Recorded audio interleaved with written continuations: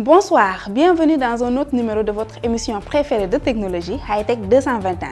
Installez-vous, je prends le volant pour vous faire découvrir le meilleur de l'actu-tech. Je suis aussi impatiente que vous de découvrir le Sunutech de cette semaine, dans une interview accordée à Bamba qui nous parle de Capschool, qui est une plateforme web conçue spécifiquement pour numériser le système scolaire du Sénégal. Découvrons!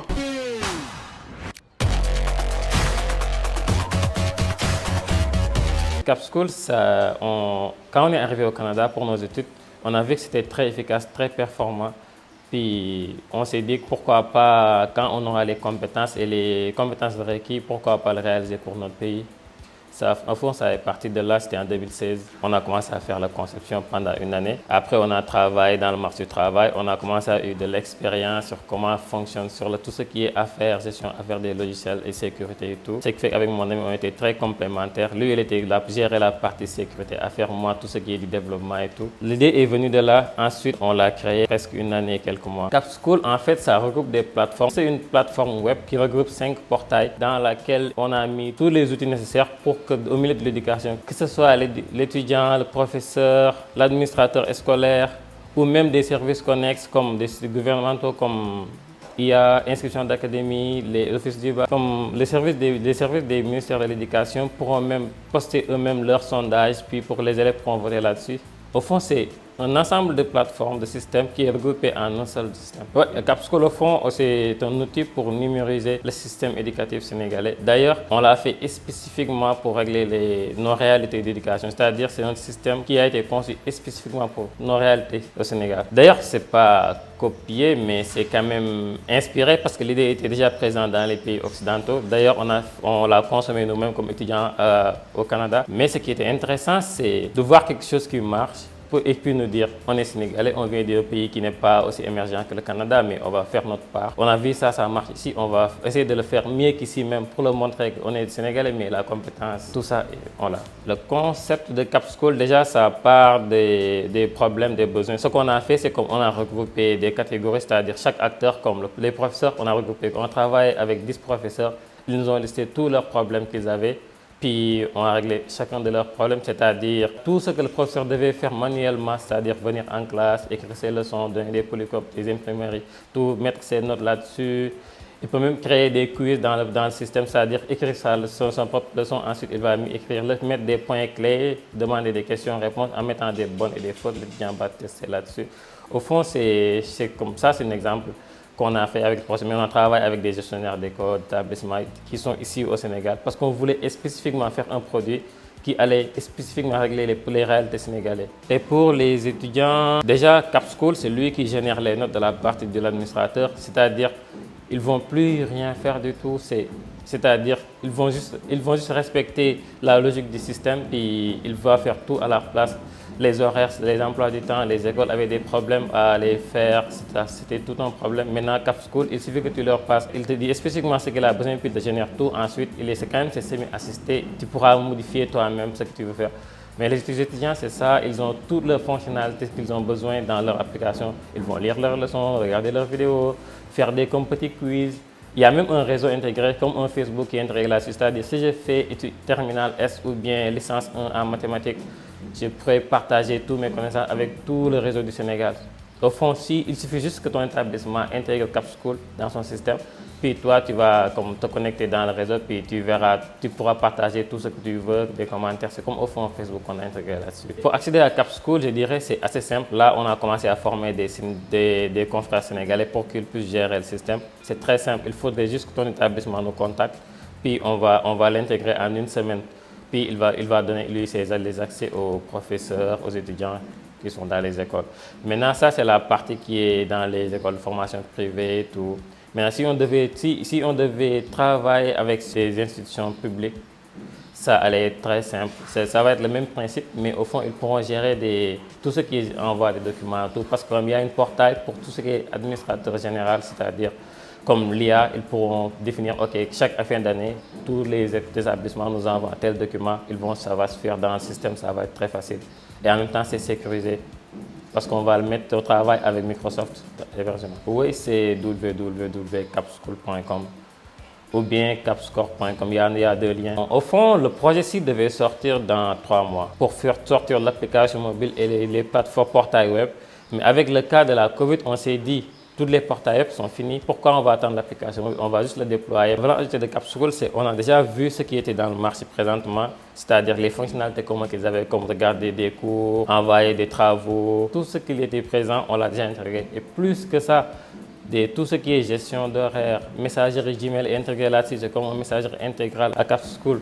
Et puis pour les étudiants, ils pourront faire des quiz, c'est comme des génies en herbe en ligne, ils vont le faire. D'ailleurs, un grand réseau qui est partagé dans chaque portail. Oui, on a des contraintes présentement parce que ce n'est pas facile de délocaliser toute une entreprise. Tout a été basé au Canada. Maintenant, on doit décentraliser tout avec chercher des locaux, chercher des bureaux, employer du monde, former du monde. Présentement, c'est juste le contrat logistique qui se pose, mais ça se passe bien pour le moment. Pour les startups sénégalais, je dirais qu'il y a un petit bloquant que j'ai remarqué parce que l'année passée, je suis venu pour faire une soumission de projet dans la santé. Mais la gestion des startups, c'est quand même difficile pour s'intégrer là-dessus. Peut-être nous, on a les moyens financiers et tout ce qui est affaires à gérer. Mais pour un étudiant en informatique qui développe quelque chose, une valeur, quelque chose qui est qu'une startup au fond, il y a toute une gestion à faire. Ce qui fait qu'au Canada, je dirais, on est protégé par tout ce qui est affaires. On est financé même pour nous aider à faire. Mais ici au Sénégal, il y a le talent, tout est là. Mais j'ai beaucoup de confrères, ils ont tout un problème pour s'intégrer dans le milieu des startups. Mon dernier mot, c'est ça. Capschool, au fond, c'est un outil qui a été fait par des Sénégalais ressortissants du Sénégal qui sont à l'étranger. On est venu ici, on vous offre notre produit. Puis si vous avez des cours qui sont en arrêt à cause de la Covid, vous avez juste qu'à nous appeler, puis on va vous l'intégrer en une semaine. Tous vos cours sont en ligne, puis ça va bien se passer parce qu'on va travailler ensemble. Dans le dossier TechZoom de cette semaine, vous êtes sans savoir que l'utilisation des presses papier ne sont plus valorisées. Et ça suite à la naissance des plateformes de presse en ligne. Nous sommes partis à la rencontre de certains internautes pour voir leur avis par rapport à ça.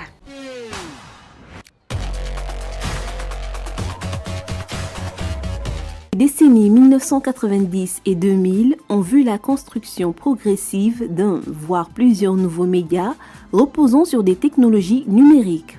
Ceci s'appuie sur une palette de nouveaux supports à la rencontre de l'informatique et des télécommunications, dont l'Internet est aujourd'hui le plus largement diffusé. Êtes-vous un lecteur de presse en ligne ou presse papier? Oui, je suis vraiment un lecteur de presse en ligne et de presse papier. Plutôt presse papier. Bon, tous les deux. Les deux à la fois, presse papier comme presse en ligne. Bon, je dirais les deux, mais un peu plus en ligne. Mais je préfère plus la presse en ligne parce que tout simplement, c'est là où se trouve la plupart du temps la fiabilité de l'information quelque part. Nous sommes dans l'ère du numérique. Beaucoup de jeunes sont dotés de leur smartphone. Voilà, c'est plus facile de lire avec votre smartphone. Je préfère lire tous les deux parce que à mes moments perdus, l'essentiel c'est de faire la lecture. Voilà, au lieu de se concentrer sur des futilités. Avec notre téléphone, voilà, il suffit juste d'avoir la connexion Internet, on clique et voilà, on reçoit nos informations. D'où certaines informations, on peut les avoir que dans les presses papier. Parce que si vous vous connectez sur ton smartphone ou bien sur votre ordinateur, là vous n'êtes pas libre d'aller où tu veux. Parce qu'il y a d'autres informations qui vont venir sur le coup.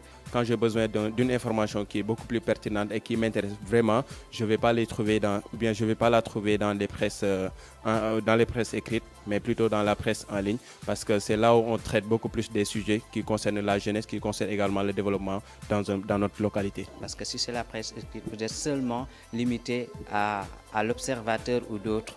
Maintenant, si c'est la presse en ligne, là, vous avez d'autres fenêtres que vous pouvez aller, voilà. Quelles sont les plateformes de presse en ligne que vous utilisez? Bon, j'utilise beaucoup de plateformes parce que nous sommes dans un monde dominé par la technologie. Bon, j'utilise beaucoup de plateformes en ligne, à l'image de Seneweb, Senego, ainsi de suite, il y en a beaucoup. Pratiquement, j'utilise une seule plateforme pour la presse en ligne, qui est Seneweb. Bon, j'utilise Seneweb, j'utilise aussi Jeune Afrique. D'où il y a une vague de plateformes. À l'instant, je veux citer 100% Buzz, Seneweb et Senego. Il y a une application France 24 que j'utilise aussi. Voilà, je les utilise tout simplement dans le sens d'acquérir une information qui sera vraiment fiable. Bon, je les utilise pour avoir des informations concernant mon pays, ma commune et ma localité pour savoir ce qui se passe réellement dans mon pays. Parce qu'on reçoit là-bas les informations à temps réel et que voilà quoi, c'est trop pratique quand même. Et qui va m'arranger par rapport également aux différentes activités dans lesquelles je suis, dans lesquelles je mène ici dans mon quartier et dans différents secteurs également. Comparé à la presse en papier, on est obligé de quitter la maison, aller acheter, revenir, voilà quoi. C'est tout un parcours. Or qu'avec notre téléphone, on peut rester à la maison, avoir notre connexion Internet, cliquer, on reçoit nos informations. Parler de presse en ligne ne va pas de soi et nécessite d'entreprendre la définition de celle-ci. La notion de presse en ligne fait d'abord référence à un contenu d'information produit dans le cadre d'un projet éditorial. L'information véhiculée par des supports numériques est une notion beaucoup plus large, allant de la simple donnée au propos le plus élaboré. Quel est l'avantage de la presse en ligne? Ils ont tous des avantages, mais la presse en ligne a beaucoup plus d'avantages que celle écrite. Nous sommes dans l'ère du numérique. Voilà, et chaque jeune est doté de votre smartphone. Du coup, c'est plus facile de surfer avec notre smartphone plutôt d'aller chercher les presses papier. Donc, ça se passe sur plusieurs ordres, sur ordre financier, ordre social et voilà, en quelque sorte, et ordre politique. Parce que non seulement par rapport à l'accessibilité, c'est beaucoup plus important que la presse écrite. Parce que tu peux ne pas te déplacer, rester chez soi et acquérir de la connaissance, des informations qu'il te faut à travers la presse en ligne. Parce que si c'est la presse écrite, là, vous risquez d'accumuler beaucoup d'argent pour savoir ce qui se passe réellement dans le monde des sports, dans le monde politique et dans le monde social. En termes de temps, en termes de timing, c'est beaucoup plus propice que la presse écrite. On reste à la maison, on a notre connexion Internet et bim, les infos viennent. Parce qu'avec 250 francs, on peut se procurer assez d'informations. Une presse écrite, ça coûte normalement 100 francs.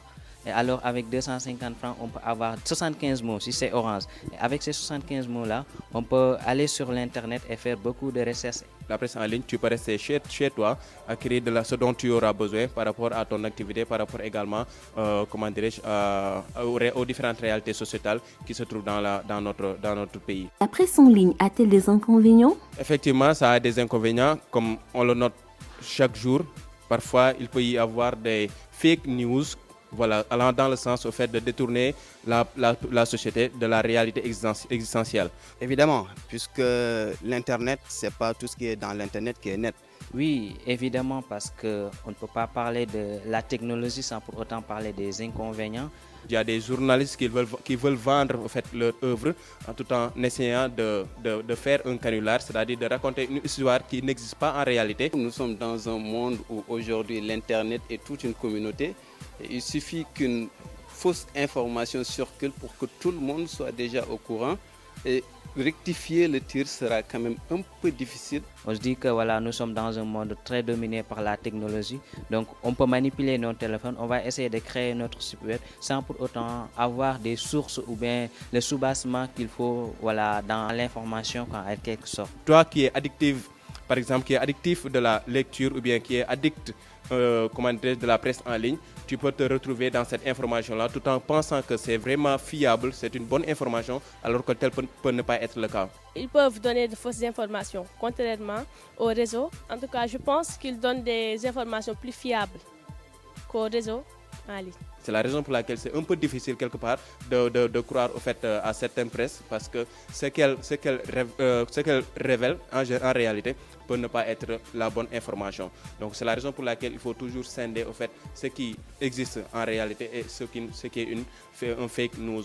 La presse en ligne est la mise en œuvre de ce rôle en s'appuyant sur les fonctionnalités et potentialités des technologies numériques en ligne, dans sa forme devenue familière de l'Internet.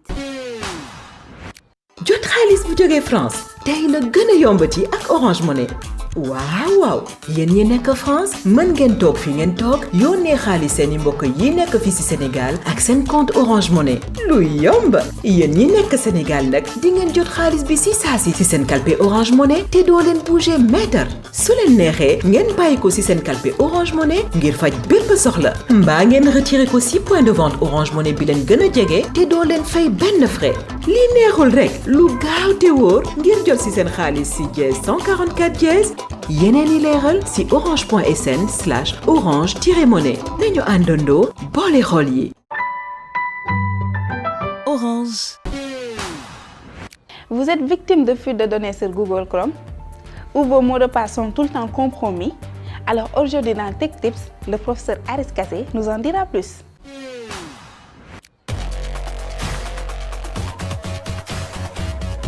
Merci Khadjara. Vérifiez si les mots de passe enregistrés dans le trousseau du navigateur web de Google sont compromis en les analysant dans l'outil de vérification intégré à Chrome. Depuis la version 79, Google Chrome a intégré un système permettant de vérifier si vos mots de passe ont été compromis lors de fuites de données sur le web. Si la fonction était à l'origine disponible sous la forme d'une extension, elle est aussi intégrée directement au navigateur dans le gestionnaire de mots de passe. Vous pourrez ainsi lancer la vérification de l'ensemble des mots de passe enregistrés dans le trousseau d'accès de Chrome et procéder lorsqu'un mot de passe a été compromis à la modification. Lancez Google Chrome sur votre machine. Cliquez sur votre avatar, puis sur l'icône figurant une clé pour afficher le trousseau de mots de passe de navigateur. Une fois arrivé sur la page dédiée à la gestion des mots de passe, Chrome affiche en principe immédiatement le nombre de mots de passe potentiellement compromis.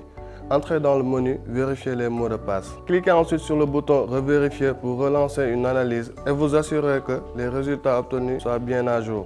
Chrome devrait afficher la liste de l'ensemble des identifiants et mots de passe enregistrés dans Chrome ayant été compromis dans une fuite de données sur la toile. Pour chaque élément, cliquez sur « Modifier le mot de passe » pour accéder à la page du site concerné et procéder à la modification de l'ensemble des mots de passe ayant été détectés.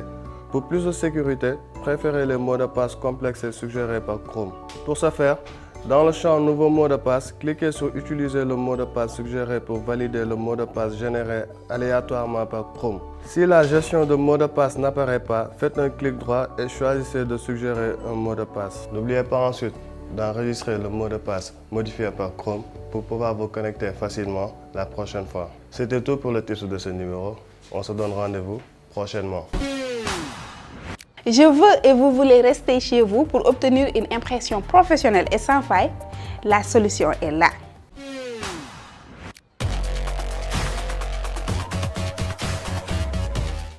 Vous voulez rester chez vous et obtenir une impression professionnelle sans faille? Avant PrintPods, ce serait une rêverie. Mais maintenant, PrintPods est là avec de l'encre permanente et non amovible. Dux crée des logos personnalisés à faible coût en petits lots. Glissez facilement sur des documents, des produits ou tout autre objet nécessitant des marquages durables et non amovibles. Profitez à tout moment de la conception de vos propres masques et décorations corporelles grâce à l'utilisation du spray fixateur. L'encre douce pour la peau est 100% sûre, non corrosive, soluble dans l'eau et non irritante. Laissez-vous inspirer par des couleurs brillantes telles que le bleu marine, le rouge et le noir. Amusez-vous avec des amis et imprimez des tatouages temporaires ou mettez votre design, logo d'équipe ou marque préférée sur votre peau pour des événements, des fêtes ou des divertissements en famille. Vous cherchez un cadeau unique avec un secret spécial? Communiquez de manière créative avec les PrintPods. En utilisant de l'encre invisible, imprimez votre message ou votre note d'amour juste pour cette personne spéciale.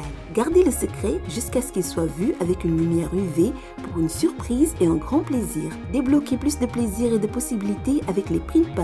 PrintPods vous permet de tout faire avec des types d'encre à changement ultra rapide. Le multitâche ne sera plus un mythe. Vous avez une nouvelle idée? De nouveaux besoins commerciaux surviennent? Commutateur, PrintPods a une encre pour effectuer n'importe quel travail rapidement. Nous avons tous envie de ressentir une sensation en écoutant de la très bonne musique, mais aussi en tant que gamer de vivre une aventure en temps réel grâce à ce masque découverte.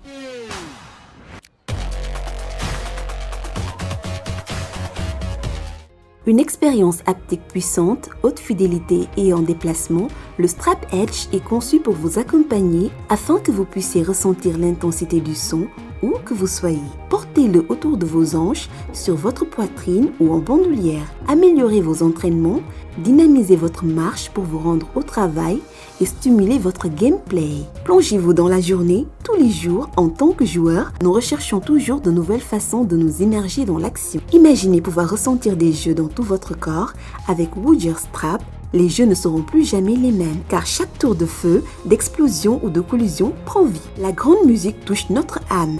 Woodger Strap délivre les vibrations qui déclenchent l'exaltation intense du son.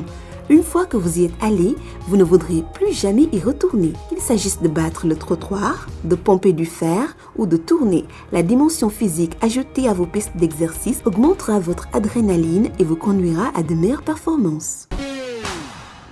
Hightech 221, c'est fini pour aujourd'hui. C'est toujours un plaisir pour moi de vous le présenter. Je vous donne rendez-vous dans 15 jours, Inch'Allah. Sur ce, marhaba bikoum.